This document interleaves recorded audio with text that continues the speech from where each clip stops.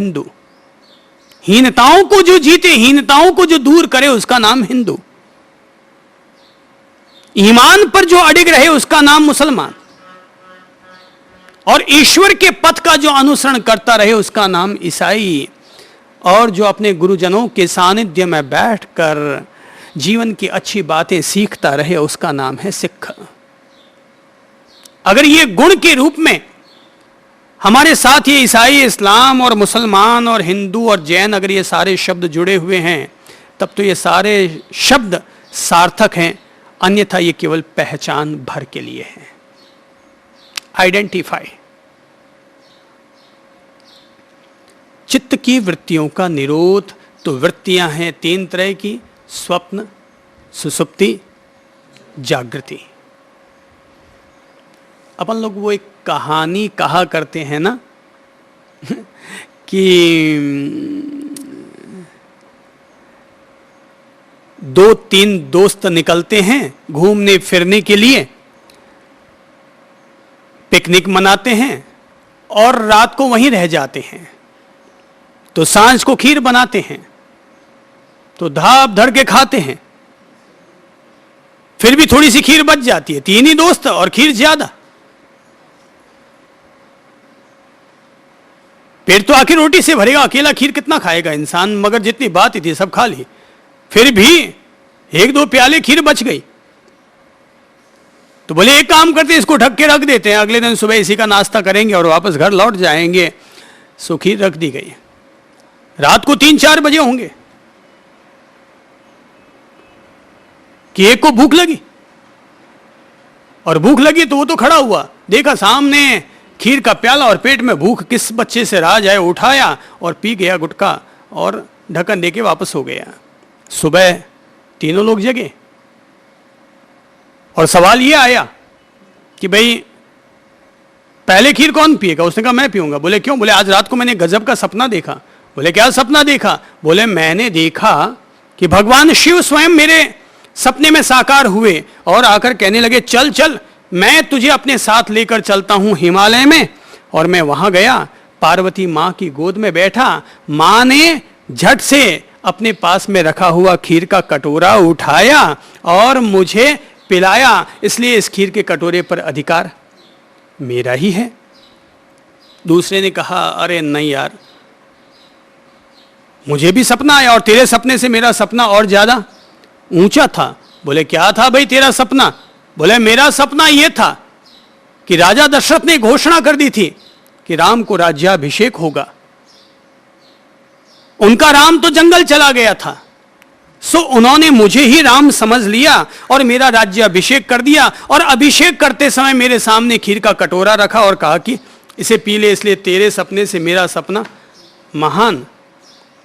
तीसरे ने कहा भाई तुम लोगों के सपने निश्चय ही बहुत महान हैं, मुझे ऐसा वैसा कोई महान सपना नहीं आया, पर क्या करूं, एक छोटा सा सपना तो मुझे भी आया। और सपना छोटा सा ये आया कि रात को हनुमान जी आए और आकर के उन्होंने गदा उठाई और कहा कि जग उठ, और मैं उठ गया। उन्होंने कहा मारू एक गदे की। बोले क्या हुआ प्रभु? बोले उठाइए खीर का कटोरा पी। और मैंने उठाया और पी गया। बोले क्या मतलब? बोले साहब जो हुआ था सो मैंने सच सच बता दिया कि मैंने कटोरा उठाया और पी लिया क्योंकि हनुमान जी आ गए थे। दोनों ने कहा बुद्धू कहीं के, अबे हम तुम्हारे दोस्त थे, कटोरे को देखा तो खाली मिला। बोले अपन फालतू के सपने गढ़ रहे थे और ये तो बेटा कटोरा खीर का पी ही गया।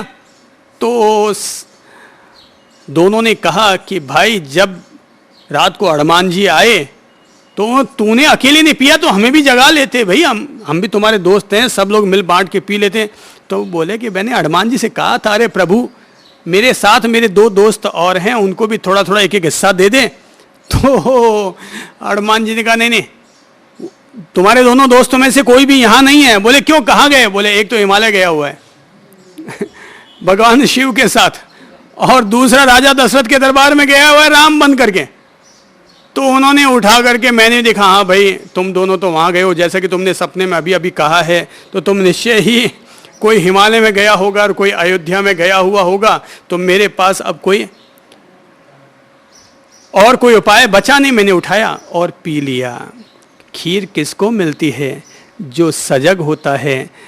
और किसके हाथ से चली जाती है? जो सुसुप्ति या स्वप्न दशा में भटका करता है। शेख चिल्ली बनने की आदत छोड़ो और जीवन की हकीकतों से जुड़ो, जीवन की वास्तविकताओं से। फंताशियां ज्यादा काम की नहीं होती है, मोटी बातें ज्यादा काम की नहीं होती हैं। ज्यादा मोटी किताबें और मोटी किताबों की मोटी बातें, अब ज्यादा मोटी बातों से जिंदगी नहीं बदलने वाली है। अपन लोग 4 दिन पहले जो बातें सुनते हैं वो जरूरी थोड़ी कि आज भी वो हमारे जीवन में कायम है। आगे पाठ पीछे सपाट, आगे पाठ पीछे सपाट, ऊपर पे टाट। तो ऊपर पे टाट, माथे पे टाट, आगे पाठ पीछे सपाट। तो अपन लोग इसी हालत से गुजरते हैं कि बस आगे बढ़ते रहते हैं और पीछे वाला फिर ब्लैंक ब्लैंक ब्लैंक होता चला जाता है। सीधे इसीलिए योग सूत्र के फार्मूले चमत्कार का काम करते हैं। ये छोटी बात को छोटे रूप में सीधे तौर पर, सीधे पिन टच, ये है बात का सार। जीना है जी लो, जियो जी भर के, जियो जी भर के, पर जियो नई जिंदगी, ऐसी जिंदगी जिसमें एक शांति भी हो, एक माधुर्य भी हो, एक मिठास भी हो, एक आनंदपूर्ण दशा भी हो। कि कोई अगर हमें 2 शब्द कह सके, ठीक है महावीर प्रभु ने तो कानों में कीले ठुकवा ली थी, अपन 2 शब्द तो कम से कम झेल सकते हैं। जीसस को सलीब पर चढ़ा दिया गया, अपन कम से कम 2 मिनट नंगे पांव धूप पर तो चल सकते हैं। सुकरात को जहर का प्याला पीने को मिल गया, अपन फीका दूध तो पी सकते हैं। कुछ ना कुछ तो अपन भी कर सकते हैं ना। मैंने कब कहा कि अपन सलीब पर चढ़े कि कानों में कीले ठुकवाएं? वे अपने लिए पॉसिबल है भी नहीं कि अपन लोग महावीर बन करके बिल्कुल, हाँ ड्रामा करना हो तो अपन झांकियों में ड्रामा कर सकते हैं, खड़े हो जाएंगे, एक लड़का हाथ में कील बना लेगा कागज की और कागज का ही पत्थर बना लेगा और कान के पास खड़ा होकर कहेगा कि वो एक बन गए महावीर और दूसरे बन गए ग्वाले। हाँ, ये नाटक करना हो, मंचन करना हो तो सब ठीक है, पर प्रैक्टिकल लाइफ में अपन सब लोगों के लिए तो पॉसिबल मुझे नहीं लगता कि अपन लोग कान में कीले ठुकवा लें। बाबा जी, मच्छर की काट भी बर्दाश्त नहीं होती तो ये कानों के कील ठुकवाना कहाँ से बर्दाश्त होगा? सब्जी में अगर थोड़ा सा खीरा कड़वा आ जाए वो बर्दाश्त नहीं होता तो जहर का प्याला कहाँ से बर्दाश्त हो पाएगा? धूप में चलते हैं 2 मिनट, आजकल तो कोई भी, अब जैसे कि अब हम लोग चलते हैं पैदल, साथ में पैदल चलना हो तो लोगों को मौत आती है। लोग बेटे आते हैं चातुर्मास के लिए आग्रह करने के लिए, साहब कोई कहता है हमारे यहाँ इंदौर चलो, कोई कहता है मद्रास चलो, कोई कहता है बेंगलोर चलो। हम कहते हैं जरूर चलेंगे, तुम हमारे साथ चलो। हैं बोले साहब हम तो नहीं चल सकते हैं। यानी चला सकते हो, चल नहीं सकते। चला सकते हो पर चल नहीं सकते। ऐसा ही है भाई दुनिया। थोड़े से हम लोग हकीकतों से जुड़े। ज्ञान वो नहीं है जो किताबों में लिखा है, ज्ञान वो नहीं है जो रोज सुना जाता है, ज्ञान वो है जो भले चुल्लू भर ही सही अपने जीवन में जिया जाता है। जो चुल्लू भर ही सही, भाई मटका भर पानी पीना हर आदमी के लिए संभव नहीं है, पर चुल्लू भर पानी तो पी सकते हैं। जीने के लिए चुल्लू भर काफी है और मरने के लिए भी चुल्लू भर काफी है। तो चुल्लू भर ज्ञान, अरे काम करेगा तो वो भी कर जाएगा, नहीं तो अलमारियों को जैसे लोग किताबों से सजा लेते हैं वैसे लोग अपन लोग अपनी बुद्धि को ज्ञान के खजानों से भर लेते हैं, पर जिंदगी में ढूंढने जाओ तो ज्ञान की रोशनी नहीं मिलती। इसीलिए धृतराष्ट्र की जो कहानियाँ आती हैं, धृतराष्ट्र नेत्रहीन थे। हकीकत तो ये है, जिस इंसान के पास ज्ञान है मगर फिर भी वो अपने ज्ञान को नहीं जीता, वो हर इंसान धृतराष्ट्र ही है। क्या अर्ज किया मैंने? जिस इंसान के पास ज्ञान है मगर फिर भी जो उसे नहीं जीता, वो व्यक्ति धृतराष्ट्र ही है। अंधे ही है अपन लोग। एक आदमी बीड़ी पी रहा है, सिगरेट पी रहा है, अंधा ही तो है वो। एक आदमी तंबाकू खा रहा है, पूरा देश खा रहा है, ये पूरा देश अंधा हो गया है। हर आदमी शराब पी रहा, अंधा ही तो हो गया है, रोज पढ़ रहा है उस पर पागल। वैधानिक चेतावनियों को पढ़ता है कि सिगरेट पीना, तंबाकू चबाना या खाना स्वास्थ्य के लिए हानिकारक है, रोज पढ़ रहा है। अब बताइए, अपन उसको धृतराष्ट्र ना कहें तो क्या कहें? लगता तो ऐसे है कि वो धृतराष्ट्र भी हो गया और भीष्म पितामह भी हो गया, जो बाणों की शैया पर लेटा हुआ है। और समझाओ तो समझ और नहीं आती। तो ऐसे लोगों के लिए ही मैंने एक बड़ा अच्छा छोटा सा फॉर्मूला दिया हुआ है, और देश भर में वो फॉर्मूला बड़ा चर्चित हुआ, बड़ा प्रसिद्ध हुआ है।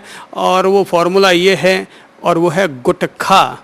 तो मैं कहता हूँ, इंग्लिश में भी कई वर्ड्स साइलेंट हो जाते हैं बोलते समय, तो मैं कहता हूँ भाई टी, कई सारे ऐसे शब्द होते हैं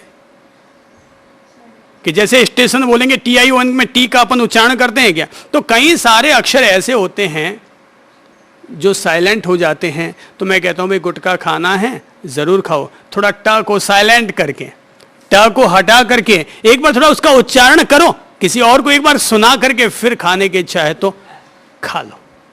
एक बार ट को साइलेंट करके थोड़ा किसी और को सुना भी दो, ताकि वो प्रतिध्वनित होकर के तुम पर लौट आए और तुम पर असर कर जाए। जैसे कोई आदमी अगर आईने के सामने खड़ा हो और उसको बोल दे गधे का मुखौटा पहनना है, तो पहनने को तो हर कोई तैयार हो जाएगा, पर यह कह दिया जाए कि एक बार पहनने के बाद आईने को देख के आना, तो वापस हाथों हाथ उतार देगा। तो अगर अपन गुटखा खाने से पहले थोड़ा सा ट को साइलेंट करके किसी को और को सुना देंगे और फिर अगर अपने मुंह के पास ले जाएंगे, बोले ओ भैया अभी तो तूने क्या कहा था, क्या किया जाए? इंसान ज्ञान को देने की चीज मानता है, ज्ञान को लेने की चीज नहीं मानता।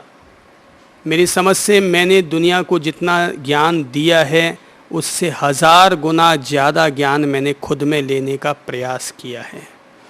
मैं अभी अगर जितना देता हूँ तो ये समझो 10% देता हूँ और 90% लेता हूँ। अगर मुझे गधे से भी ज्ञान मिले तो मैं उस ज्ञान को लेने के लिए तैयार रहता हूँ, गधे से भी। किसी से भी अगर ज्ञान मिलता है तो लेने को तैयार रहता हूं। और मैं मानता हूं ज्ञान जीने की चीज है, जीवन में जीने की चीज है। और वो ज्ञान कैसा, जो ज्ञान हमारे जीवन में हम न जी सकें। अगर किसी बात को तुम अपने जीवन में न जियो तो उस बात को कभी भी अपने होठों से किसी दूसरे को करने के लिए मत कहो, क्योंकि अगर वो करने की चीज है तो पहले तुम खुद उसको करके जियो, देखो, उसके बाद